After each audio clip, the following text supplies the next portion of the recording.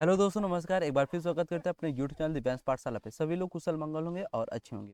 जैसे कि आपने थंबनेल में देखा होगा, आइडियम एंड फ्रेज हम डिस्कस करने वाले हैं और ये सभी एग्जाम के लिए आपके कवर होने वाले हैं।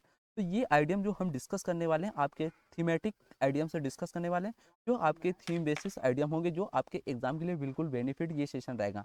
तो जितने भी आइडियम्स हम अभी आपको क्लास लेंगे, वो सारे आपके थीमेटिक आइडियम्स होंगे, जो आपके एग्जाम में आए हुए क्वेश्चन हैं, वही सारे हम डिस्कस करेंगे। तो यहाँ पे पहला हम आइडियम एंड फ्रेज डिस्कस करेंगे, किससे? मैन से। जितने भी आपके मैन से क्वेश्चन अगर आइडियम एंड फ्रेज के बने, वो सारे हम यहाँ पे डिस्कस करेंगे आपसे क्लास में, ठीक है? तो ज़्यादा आपका टाइम वेस्ट नहीं करेंगे, क्लास को स्टार्ट करते हैं। तो यहाँ पे पहला देखेंगे, मैन से आइडियम आपका आया हुआ है, a man of few word. A man of few word. Few word का मतलब आपको समझना है।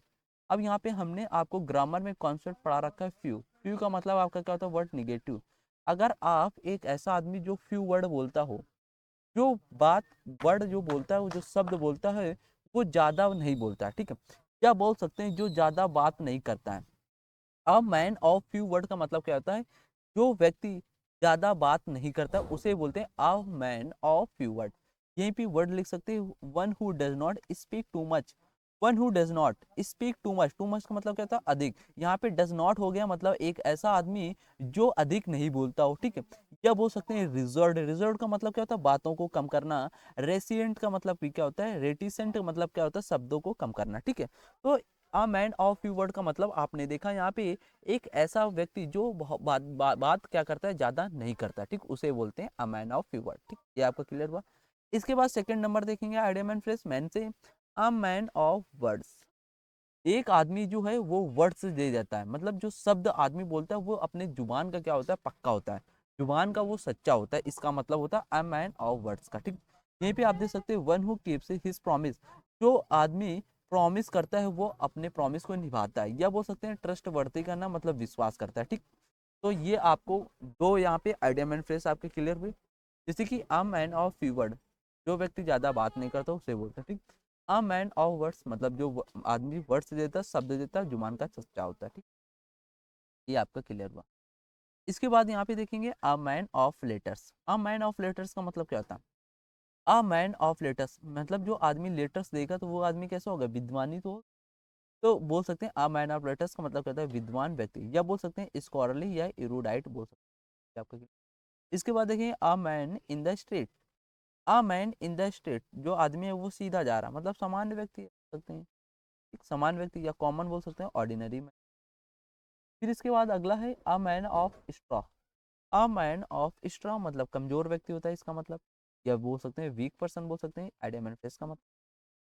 अब यहाँ पे आपने देखा मैन से कौन कौन से आइडियम्स। एक देखा अ मैन ऑफ फीवर्ड्स, मतलब जो व्यक्ति ज्यादा बात नहीं करता। फिर देखा अ मैन ऑफ वर्ड्स, जो आदमी शब्द देता है, वो जुबान का सच्चा होता है। फिर इसके बाद आपने देखा अ मैन ऑफ लेटर्स, मतलब जो आदमी लेटर्स देगा, वो विद्वान होगा। फिर इसके बाद देखा a man in the street, मतलब जो आदमी सीधा जाता है, वो समान व्यक्ति होता है, कॉमन होता है, ऑर्डिनरी मैन होता है। फिर इसके बाद देखा अ मैन ऑफ स्ट्रॉ, मतलब कमजोर व्यक्ति जो होता है, उसे बोलते हैं अ मैन। ये आपके मैन से रिलेटेड यहाँ पे आइडियम्स हो गए। अब चलते हैं यहाँ पे नेक्स्ट स्लाइड पे देखेंगे। नेक्स्ट स्लाइड पे आपका लिखा अ मैन ऑफ सब्सटेंस, मतलब एक ऐसा आदमी जिसके पास सारा कुछ सब्सटेंस है, मतलब पर्याप्त है, तो वो बंदा कैसा? अमीर है। तो अ मैन ऑफ सब्सटेंस का मतलब क्या था? अमीर व्यक्ति, रिच एंड वेल्दी, इन्फ्लुएंशियल बोल सकते हैं। इसके बाद अगला है अ मैन ऑफ पार्ट्स या रेनेसेंस मैन, मतलब सुयोग्य व्यक्ति जो होता है, उसे बोलते हैं। फिर लेडीज मैन, जो लेडीज मैन होता है, वो महिलाओं के क्या होता है? चाहता होता है, उसे बोलते हैं। लेडीज मैन को क्या होता है? महिलाओं के चाहते। इसके बाद मैन ऑफ अवर, जो सम्मानित और प्रशंसा के लिए होता है, उसे बोलते हैं मैन ऑफ ऑनर, ठीक? या बोल सकते हैं one who is award and appreciated, जो व्यक्ति सम्मान के। ये आपके मैन से जितने भी आपके रिलेटेड यहाँ पे आइडिया मैन फ्रेज बनने वाले थे, वो सारे हमने डिस्कस किए, ठीक है? अब इसके बाद डिस्कस करेंगे हम idea main phrase sea and ocean से। सी एंड ओशियन का मतलब क्या होता है? समुद्र का मतलब क्या होता है? समुद्र। अगर आप समुद्र में फंस जाते हैं, तो आप उलझन में पड़ जाते हैं, ठीक? तो इससे हम जितने भी बनेंगे, वो सारे डिस्कस करेंगे। यहाँ पे लिखा एट सी। सी मतलब समुद्र। अगर आपको समुद्र में ढील दिया जाए, तो आप क्या हो जाएंगे? उलझन में हो जाएंगे, कंफ्यूजन में हो जाएंगे। तो in a state of confusion. Confusion का मतलब क्या होता है? भ्रम में होना, ठीक है? तो एट सी मतलब क्या होता है? उलझन में होना, ठीक? इसके बाद नेक्स्ट देखेंगे अ सी चेंज। मतलब सी मतलब समुद्र, जैसा बदलाव हो जाए तो एक बड़ा परिवर्तन होता है। तो अ सी चेंज का मतलब क्या होता है, एक बड़ा परिवर्तन होना, अ बिग चेंज बोल सकते हैं। ठीक, ये आपका क्लियर हुआ। इसके बाद नेक्स्ट देखेंगे, between the devil and the deep sea difficult situation. Deep sea मतलब गहराई में, समुद्र में जाना, तो आप और भी गंभीर परेशानियों के बीच फंस जाएंगे। तो between the devil and the deep sea difficult situation, इस आइडियम्स का मतलब होता है गंभीर परेशानियों के बीच फंसना, इन अ वेरी डिफिकल्ट सिचुएशन में फंस जाना। ठीक, ये आपका डिस्कस हुआ। इसके बाद नेक्स्ट देखेंगे, a drop speed in the ocean. जो ड्रॉप होती है ये क्या होती है, बूंद होती है। बूंद बिल्कुल छोटी सी होती है, तो इसका मतलब होता है a drop spite in the ocean, अत्यंत हो लेकिन थोड़ी मात्रा में हो, a small amount of something में। ठीक, ये भी आपका हुआ। इसके बाद नेक्स्ट देखेंगे, N ocean of something. Ocean का मतलब भी क्या होता है, आपका जो समुद्र वगैरह होता है, ये बहुत कुछ होता है इसमें। अ लॉट ऑफ समथिंग, इसमें बहुत ज्यादा कुछ होता है। ठीक, इसके बाद देखेंगे नेक्स्ट, बॉयल द ओशियन, असंभव कार्य करना। आप क्या ओशियन को बॉयल कर सकते हो, गर्म कर सकते हो, नहीं कर सकते ना, तो ये आपके लिए कैसा हो गया, इम्पॉसिबल कार्य हो गया। तो असंभव कार्य इसका मतलब होता है बॉयल द ओशियन का, to do the impossible thing बोल सकते हैं। ये आपके ओशियन से और सी से रिलेटेड यहाँ पे वन वर्ड थे। एक बार इनको रिकॉल करते हैं, फिर से हम पिछली स्लाइड पे जाएंगे। जैसे कि यहाँ पे लिखा एट सी का मतलब क्या था, उलझन में पड़ जाना। आ सी चेंज, समुद्र के बड़ा जितना चेंज हो जाना, तो एक बड़ा परिवर्तन होना। ठीक है, इसके बाद नेक्स्ट देखेंगे, between the devil and the deep sea, मतलब आप डेविल हो जाते हैं, मतलब डेविल का मतलब एक तरीके से समझ सकते हैं जो भूत वगैरह, शैतान वगैरह, एट द डीप सी, तो आप गंभीर परेशानियों में फंस जाते हैं, इन अ वेरी डिफिकल्ट सिचुएशन बोल सकते हैं। इसके बाद नेक्स्ट देखेंगे, अ ड्रॉप, मतलब ड्रॉप का मतलब बूंद, बूंद जो होती है छोटी होती है, तो अत्यंत हो लेकिन कैसी हो, छोटी मात्रा में हो, थोड़े मात्रा में हो, तो बोल सकते हैं आई स्मॉल अमाउंट ऑफ समथिंग। ठीक, ये भी आपका हुआ। इसके बाद लिखा हुआ है N ocean of something, ocean के इतना होना तो मतलब बहुत कुछ होना, अ लॉट ऑफ समथिंग बोल सकते हैं। इसके बाद होता है boil the ocean, boil the ocean का मतलब होता है असंभव कार्य। क्या आप ओशियन को गर्म कर सकते हैं, नहीं कर सकते हैं, तो ये आपके लिए इम्पॉसिबल टास्क हो गया। ये भी आपका डिस्कस हो गया। अब चलेंगे नेक्स्ट यहाँ पे हॉर्स। अब यहाँ पे हॉर्स से जितने भी रिलेटेड आपके आइडियम एंड फ्रेज एग्जाम में बने हुए, वो सारे हम डिस्कस करने वाले हैं। तो अभी आपने कौन कौन से आइडियम डिस्कस किए, मैन से जितने भी आइडियम्स बने हैं, फिर इसके बाद आपके सी और ओशियन से जितने भी आइडियम एंड फ्रेज बने हुए, अब यहाँ पे हॉर्स से जितने भी आपके आइडियम्स बने हुए, वो सारे हम डिस्कस करने वाले हैं। तो पहला आइडियम देखेंगे, हॉर्स से यहाँ पे लिखा dark horse. Dark horse, dark का मतलब क्या होता है, अंधेरा। अगर आप अंधेरे में छिप जाता है, अंधेरे में कोई घोड़ा छिप जाता है, तो उसे बोलते हैं छिपा रुस्तम व्यक्ति। कैसा बोलते हैं, छुपा रुस्तम व्यक्ति बोलते हैं। क्या बोल सकते हैं, अननोन व्यक्ति बोल सकते हैं, अनएक्सपेक्टेड विनर। ठीक है, कोई अचानक, डार्क हॉर्स जो होते हैं वो अचानक से जीत जाते हैं, तो अनएक्सपेक्टेड विनर बोल सकते हैं ना उसे।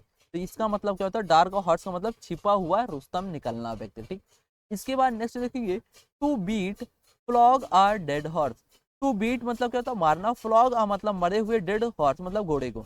अगर आप किसी भी मरे हुए घोड़े को अगर आप मारोगे, तो आपके लिए जो कोशिश करोगे वो आपकी कैसी होगी, बेकार होगी। तो to beat flog a dead horse का मतलब क्या होता है, बेकार की कोशिश करना, उससे कोई भी फायदा आपको निकलने वाला नहीं है, लेकिन आप उस पर काम करते जा रहे हो, तो ये कोशिश आपके लिए क्या होगी, बेकार होगी। To beat flog a dead horse का मतलब होता है, यहीं पे बोल सकते हैं टू वेस्ट योर टाइम, अपना समय क्या करोगे, बर्बाद करोगे, एंड एनर्जी, और एनर्जी अपनी ऊर्जा बेकार करोगे, और अननेसेसरी भी आपके लिए होगा। ठीक, अनावश्यक आपके लिए होगा थिंग्स। ठीक, ये भी आपका हो गया। नेक्स्ट देखेंगे, put the card before the horse. अब यहाँ पे देखना, इस आइटम्स का मतलब देखना, put the cart before the horse. अब यहाँ पे आप पुट द कार्ट मतलब पुट करते हैं बिफोर द हॉर्स, कोई काम को उल्टे सिरे से शुरू करना। किसी भी काम को आप उल्टे सिरे से करते हैं, उसी आइडियम्स का मतलब होता है put the card before the horse. Two things in a wrong order, आप किसी भी काम को उल्टे सिरे से स्टार्ट करते हैं, put the card before the horse idioms बोलते हैं। इसके बाद देखेंगे, ईट लाइक अ हॉर्स, मतलब ईट खाना, लाइक अ हॉर्स जैसे अगर आप खाते हैं तो बहुत ज़्यादा खाते हैं, बहुत ज़्यादा खाना खाना, तो बोल सकते हैं ईट अ लॉट। इस फ्रेज का मतलब होता है आइडियम्स का मतलब। ठीक, नेक्स्ट देखेंगे यहाँ पे, starting from the horse mouth. जो स्टार्टिंग होता है फ्रॉम द हॉर्स का माउथ, वो कैसा होता है, विश्वसनीय व्यक्ति से प्राप्त सूचना के लिए होता है। Any information coming from an authentic और रिलायबल सोर्स आपके होते हैं। ये आइडियम्स का फ्रेज का मतलब होता है। इसके बाद नेक्स्ट देखेंगे हॉर्स सेंस। अगर आप हॉर्स जैसा सेंस लगाते हैं तो आप कैसे होते हैं, सामान्य व्यक्ति होते हैं। इसे बोलते हैं कॉमन सेंस बोल सकते हैं। हॉर्स सेंस आइडियम्स का मतलब होता है सामान्य व्यक्ति। इसके बाद नेक्स्ट देखेंगे होल्ड योर हॉर्स। अगर आप होल्ड करते हैं योर हॉर्स को तो आप क्या करते हैं, धैर्य रखते हैं। तो किसी भी चीज में धैर्य रखना इस आइडियम्स का मतलब होता है hold your horse. Wait be patient बोल सकते हैं। हॉर्स ट्रेड का मतलब क्या होता है, ट्रेड एक तरीके से बोल सकते हैं मोल भाव करना या सौदा करना। तो घोड़े का सौदा करना उसे क्या बोलते हैं, मोल भाव या सौदा करना या बार्गेनिंग बोल सकते हैं, हॉर्स ट्रेड करना। ठीक है। हॉर्स ट्रेड आइडियम्स का मतलब क्या होता है, मोल भाव या सौदा करना। तो ये आपके idiom and phrase theme basis थे, जो आपके थीमेटिक थे। जैसे कि मैन से आपने किया, फिर सी और ओशियन से किया, और फिर हॉर्स से जितने भी आइडियम एंड फ्रेज आपके एग्जाम में आए हुए सारे हमने डिस्कस करते हैं। अगर आपको ये क्लास अच्छी लगी हो आइडियम एंड फ्रेज का तरीका, तो बहुत ज़्यादा वीडियो को शेयर कर देना और वीडियो को लाइक कर देना और चैनल को फटाफट सब्सक्राइब कर लो। इसी प्रकार लगातार आपको वीडियो यहाँ पे मिलते रहेंगे और बिल्कुल धमाकेदार आपकी क्लास चलती रहेगी। तो आज के क्लास यहीं तक रखते हैं। जय हिंद।